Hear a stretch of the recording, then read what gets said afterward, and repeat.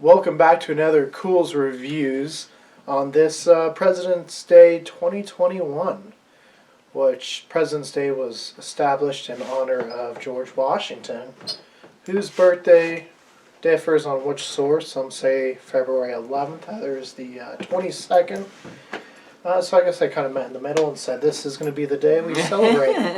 Right. So in honor of President's Day 2021, we start a series called The Ultimate Guide of the Presidents. It's something that we really didn't think we were going to get into until later when we go up to Rapid City and do the presidential scavenger hunt, which we sort of did last year. If you want to see that, click this little pop-up. But yeah, we're going to talk about this first episode, which is Assume the Position or How the Presidency Was Made, depending on, again, which source. Lots of confusion. But it's about the first five, so at least that one is consistent, first five. As usual, I am Keegan. Joining me tonight is... Hi, I'm Andrew. And I'm Matt. As with all these episodes, there's not a lot of real acting to go off of. Some documentaries have some, as we've learned with BBC, but we're back to History Channel. No BBC today, but so we're just going to get back to just kind of talking about maybe things we learned. Yeah, no acting either. I mean, it was just historians talking. Some seemed like they were crying. There's pictures. There was pictures. There was possibly Ralph Fiennes' eye. We're not sure. So, I mean, if it was Ralph Fiennes, we could classify that as acting. He looked very serious. All right, so we're going to start off talking about things we learned. Well, Matt, what was something you learned maybe with these first five presidents? They had to coexist. I mean, learn to deal with each other. They didn't have as much power as they do today. Were you at all taken aback by how many times the White House was burned or stormed? Yeah, I always thought it was one, the 1812. Yeah, the 1812 fire, but now to learn that there were multiple times in the first five presidencies, that kind of threw me off. There was a bunch of insurrections. Washington had to go down, and pretty much just him riding down, I think, scared them. They gave up right then. Well, that, and then to see, I guess, every new president that comes in, too, the amount of money they spend on adding their touch to the White House. Well, I don't like the roof like this. I want a whole new roof. There's no gardens. Let's put the gardens in. Yeah, let's make a road right here. Yeah, I think this year or last year Trump's big thing was got rid of all the red curtains and put in gold curtains. I mean, because every president's going to do something different, I guess. Yeah. And obviously, I mean, this starts before, like, our modern White House. It started in New York, this episode, and then moved to Philadelphia for a little bit, and then slowly gets into what is now Washington, D.C. At the time, it was a swampy area, as they called it. There was lots of, apparently, wolves. Not of Wall Street, just wolves running around. And people were getting lost in the state capitol. I'm sure people get lost today, but, I don't think you're fearing for wolves attacking you. Right. I mean, you might be, I guess. It depends on the day, but I thought that was just kind of a funny imagery, was people running around getting lost in the state capitol.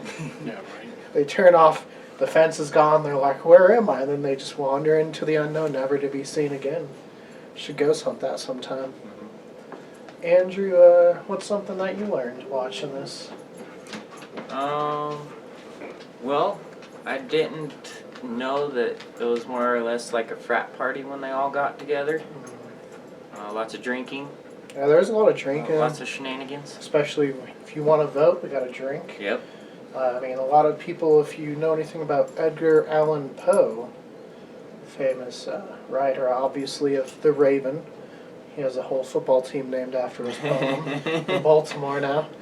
But a lot of people think he was actually part of some voter fraud where they would take someone, get them super drunk, dress them up one way, they'd go vote, come back out, get more drunk, send them in different clothes.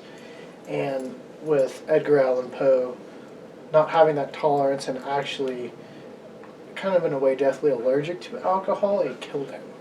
I mean, that's one theory. We're not saying it's true, but just kind of funny to see, alcohol used to be a big portion, and just yelling out your candidate, I vote this person. Yeah, it was And more then- verbal as opposed to. Yeah, and then they're like, well, you voted that person, but we're actually not going to vote that person. And if you don't know who the first 5 presidents were by now, I mean, usually the first 3 are pretty easy for most people to name off. George Washington, John Adams, Thomas Jefferson, then you get into James Madison and James Monroe. Monroe is probably that one that gets left out. He didn't really do a lot, but there was no wars and no really big Yeah, it was crises. a time of peace. Yeah, so he kind of gets left out as far as the first 5. You know, George Washington was the big general, and obviously he's the dollar bill, the first president. Thomas Jefferson helped or completely wrote the Declaration of Independence. So, and then John Adams had his son, so first family of presidents. So they all kind of get remembered for something. Go back a little bit on Billy Madison. Billy Madison.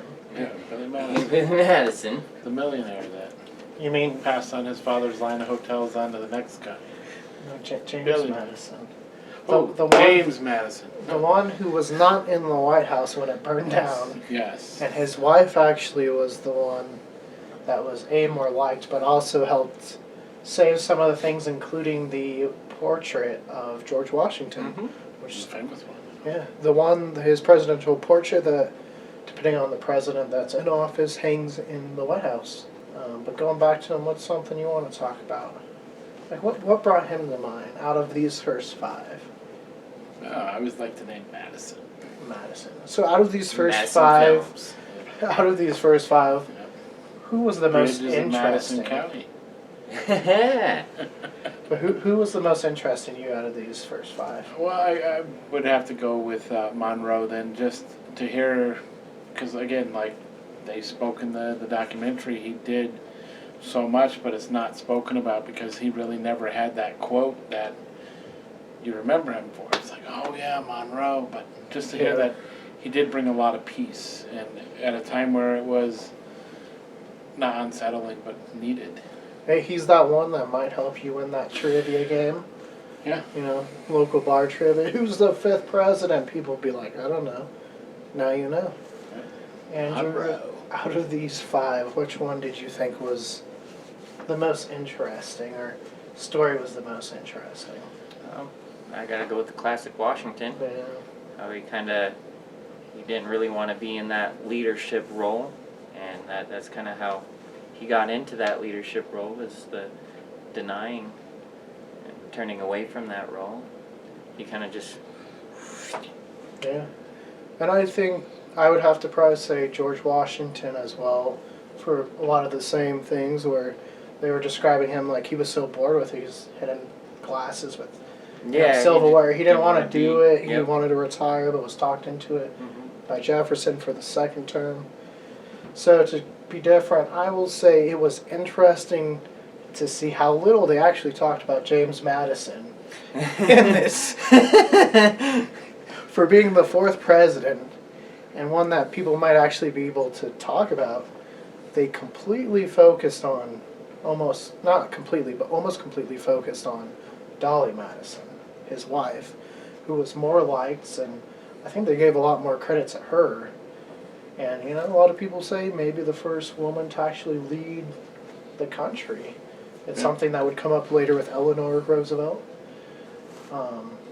So I thought that was interesting, you know, see these little things kind of growing. And then just, you know, Thomas Jefferson saying, well, I guess, you know, doesn't really say I can't buy land, so I'm going to buy land. I'm going to do that. It says I have to govern the land, so I might as well be able to buy it. Yeah. You know, and it doubled the United States, and I don't know. A lot of times you kind of hear it cut and dry in school. They're like, "Yep, he went and bought it for dirt cheap," or bought it. But no, there was a lot of fight back, and you could already see Congress didn't want the president to have power. You know, the courts and everything said no, we didn't want a president to have very little power. And George Washington said, damn you, I'm never coming back again. That's right. All right, so overall, Matt, what would you say, what would you rank this documentary? The thing about history is good to know, and that they don't askew from the truth and, really teach you about what it was. I'd 7.5, 8. Andrew? Say about the same. They dug in pretty good. I like all the information they spit out. Yeah, I say about 8. I'll say compared to other presidential documentaries I see, this one seems to have a little bit more energy. Some of the hosts may be a little too much energy at times. But they definitely, I think, were more passionate with this one than another, even History Channel one I've watched. So it's not a bad place if you want to learn about the presidents. This obviously is a little bit older of a series and only goes up to Barack Obama. But at least, hey, it gives you an outline up to then. And it's a good jumping into point. And we'll, like I said, review each episode leading up to when we go up to the Black Hills and Rapid City, South Dakota, to do the presidential scavenger hunt, which is something that's kind of neat. There's also a haunted hotel up there, and we like our haunted hotels. Yeah. So if you want to see more Culz reviews, click the link that's right over Matt's face. If you're tired of seeing my face and want to see more Culz Paranormal, please click the link that's popped up in front of my face. And don't forget to hit that like and give us a subscribe. And We're all pointing in different directions. different directions. Like and subscribe. Hey, you get the point though. And don't forget to click on that notification bell and switch it from personalized to all, or all to personalized, however Sam says it. And make sure you're up to date with us because we want you to see our new videos. Yeah, we post at least once, sometimes twice a week. Mm-hmm.